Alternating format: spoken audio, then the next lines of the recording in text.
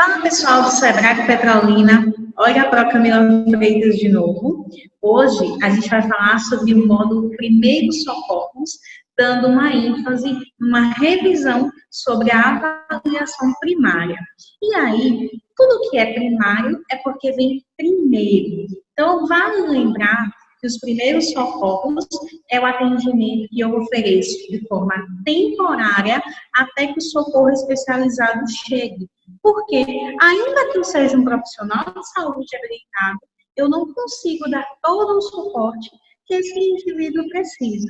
Então, eu vou fazer uma espécie de manutenção da sobrevida desse paciente até que ele tenha o serviço completo, o serviço habilitado para fazer o atendimento, estabilizar e levá-lo à unidade de saúde.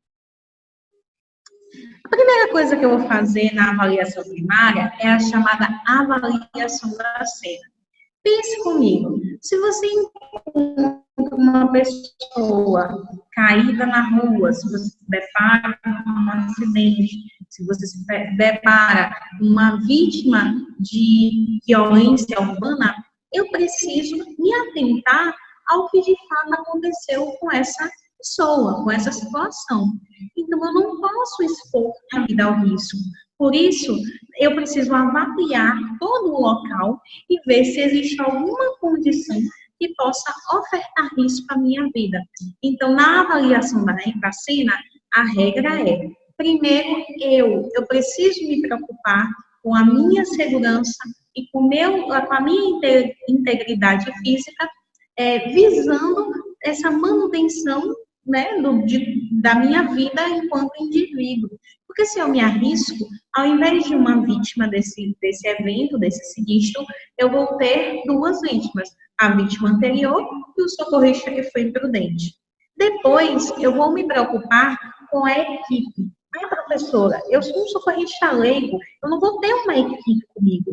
Não, mas você vai ter pessoas que vão estar dispostas a auxiliar nesse processo de atendimento. Então, é importante que você, sendo a pessoa que está ali habilitada para prestar esse socorro, esse primeiro socorro, que você se preocupe com essas pessoas que estão sob seu comando, sob sua orientação.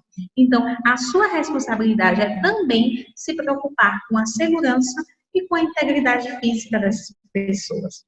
E, por fim, eu vou me preocupar com a minha vítima.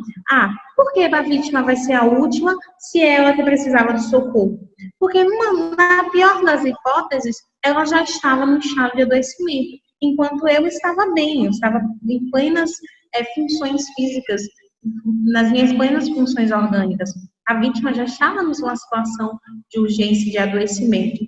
Então, eu preciso sim me preocupar com ela, mas não antes de me preocupar com a minha integridade física e com a integridade física da minha equipe. Depois, eu vou solicitar a remoção da vítima pelo serviço especializado.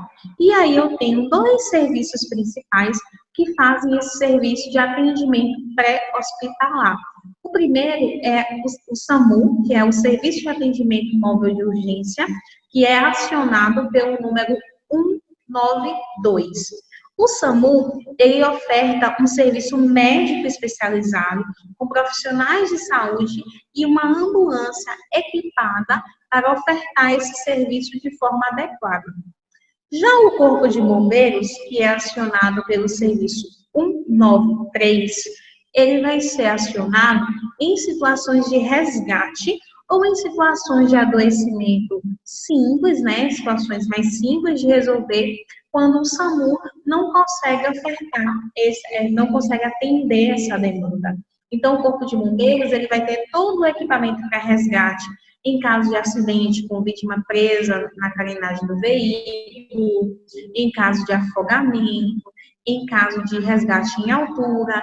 Então, é o serviço do Corpo de Bombeiros que presta esse atendimento.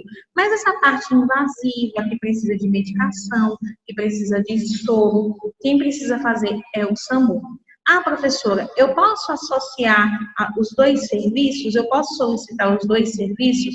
Geralmente, quando você aciona um dos serviços, existe uma anamnese, uma avaliação da situação, e aí o próprio a própria pessoa que recebe a chamada, ela já avalia a necessidade de chamar o serviço secundário.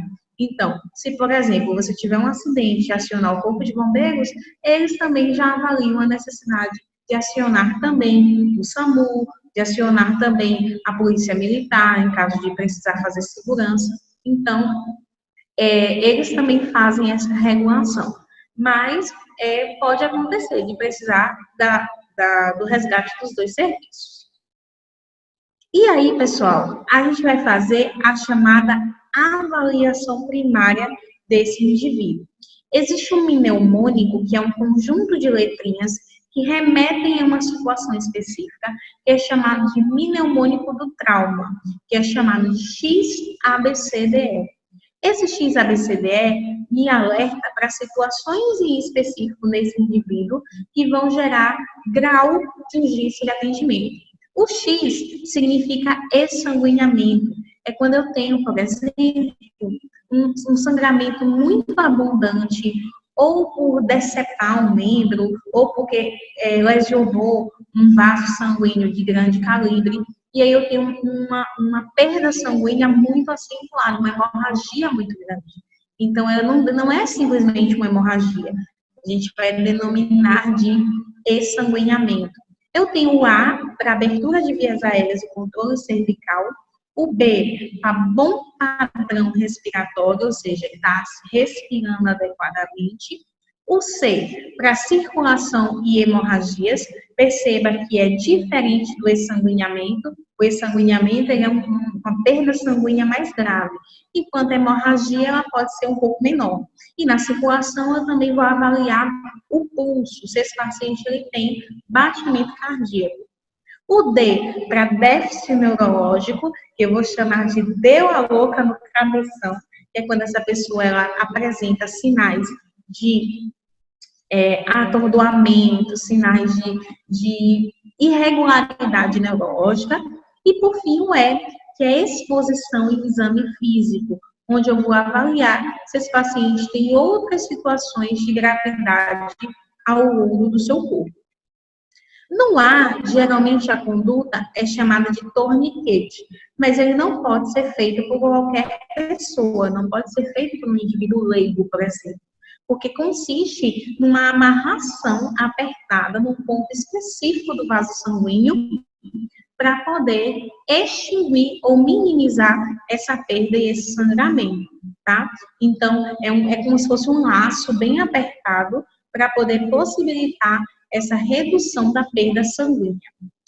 No A, onde eu tenho abertura de vias aéreas e controle cervical, eu posso me utilizar do colar cervical para poder fazer a estabilização da coluna cervical e manter esse indivíduo, essa lesão, essa possível lesão estável no pescoço. Além de fazer a abertura das vias aéreas por duas manobras, chamadas de chin lift, que é a hiperextensão do pescoço, e jaw thrust, que é a retração da mandíbula para poder abrir essa via aérea.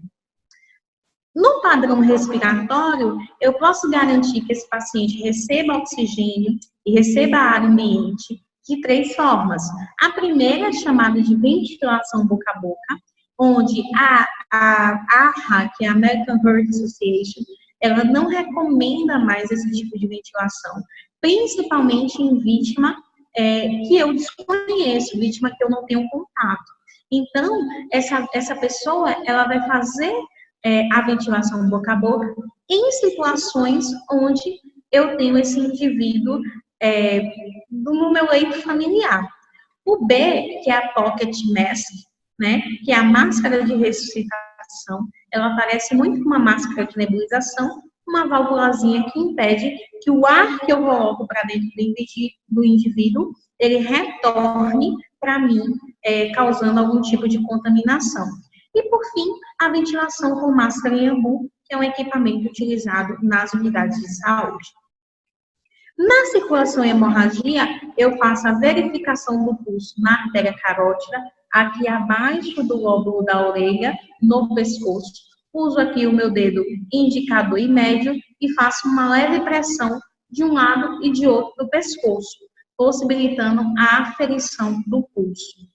Para hemorragias, eu tenho 3 tipos de hemorragia. Hemorragia arterial, que é um sangue que jorra uma coloração vermelho brilhante ou vermelho claro. Eu tenho o sangramento venoso ou hemorragia venosa, com uma saída de sangue que goteja, ela não jorra, como a arterial, ela goteja, e o sangue ele tem uma coloração vermelho escura, vermelho âmbar. E eu tenho o sangramento capilar, que é um sangramento muito pequeno, que geralmente faz uma pequena poça em cima da própria lesão. Então, não gera nenhum tipo de gravidade para a vítima. Na avaliação do déficit neurológico, a principal ferramenta que vai me ajudar, além de avaliar se esse paciente está agitado, se esse paciente ele consegue falar, se ele consegue mexer as pernas, se ele consegue dizer seu nome, sua idade, se ele está consciente, eu posso fazer a avaliação das pupilas. Quando eu tenho pupilas em tamanho normal e iguais bilateralmente, eu vou chamar de pupilas isofóricas. Quando eu tenho essas pupilas muito grandes, dilatadas, eu vou chamar de midríase. Quando eu tenho essas pupilas bem pequenininhas, bem fechadinhas, eu vou chamar de miose. E quando eu tenho uma pupila grande e a outra pequena, uma pupila muito pequenininha, a outra normal, enfim, de tamanhos diferentes, eu vou chamar de anisofóricas. Para finalizar, em exposição e exame físico, eu vou avaliar se esse paciente ele tem uma possível fratura. Por que possível fratura? Porque enquanto eu não tiver um exame de imagem que confirme essa fratura, eu não posso afirmar que esse paciente tem uma fratura. Então, essa irregularidade do membro pode evidenciar para mim uma possível fratura, mas eu não posso afirmar. Ou então, de repente, uma queimadura, né? Queimadura de 1º grau, quando ela fica ali hiperemiada, vermelhinha. A queimadura de 2º grau, quando ela tem a formação das bolhas.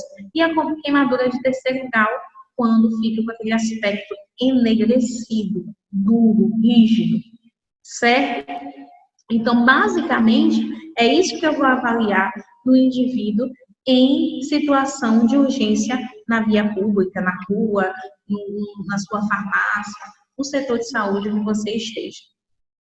E aí, pessoal, agora que a gente já ouviu falar um pouquinho sobre esse serviço de saúde, né, sobre essa avaliação de saúde, é importante que a gente faça uma atividade para praticar. Então, eu vou mandar junto com esse vídeo para vocês um estudo de caso, uma situação, onde vocês irão avaliar qual é a conduta adequada para esse paciente. Então, eu espero você na sua aula online, para que a gente possa corrigir essa atividade, tirar as dúvidas e também continuar construindo esse nosso processo de aprendizado. Até a próxima aula e eu espero você na sua aula online. Tchau, tchau.